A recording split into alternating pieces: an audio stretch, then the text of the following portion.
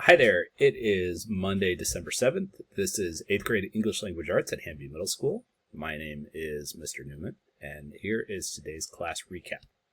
So we begin with our planner, and if we look, our goal today is building critical thinking skills. That will come in when you work in No Red Ink. So we have 4 things going today, and I'll explain them in order. So you begin with No Red Ink. This is a departure from kind of our standard approach in No Red Ink of building grammar. And in this case, we're looking at words that we use every day and are commonly confused. So some of these are easier than others. Most students really struggled with who versus whom. And so when you get to that point, if you find a similar struggle, look at the clues and see if you can apply kind of the logic that No Red Ink gives you. Okay. So this assignment, as always, we'll work on it today, Wednesday, next Monday, and then it is due with the quiz next Wednesday. Okay, so commonly confused words, you'll also see it referred to as CCW, commonly confused words, or CCW number 1, and there will be a couple of these. So I'm going to pause my video while you start the timer and work in No Red Ink for 15 minutes.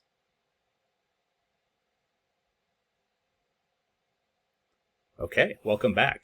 So the second thing that we did in class that you won't have a chance to do remotely, but this is to update our Padlet. And so we had a Padlet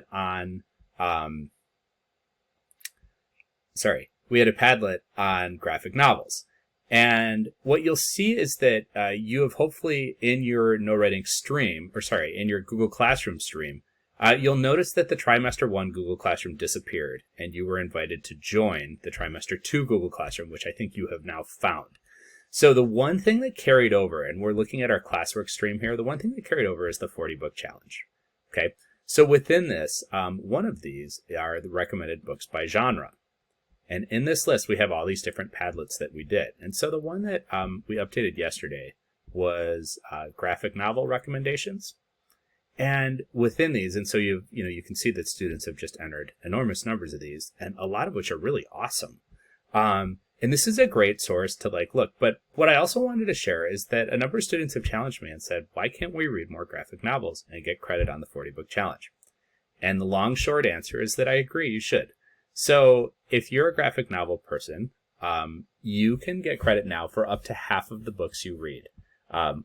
So it can be all of your free choice. It can be all the graphic novels one, but it can also be up to half of everything else. So if you think about you can credit 20 graphic novels towards.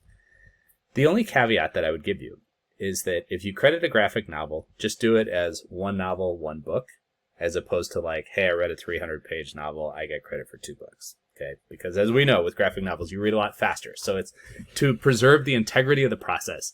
And then also just remember that the 40-book challenge is fundamentally, it's about stretching yourself as a reader. So make sure that you are also choosing books that are outside of your comfort zone as well. Okay. Okay. So today you also in Google Classroom have a form on reading goals.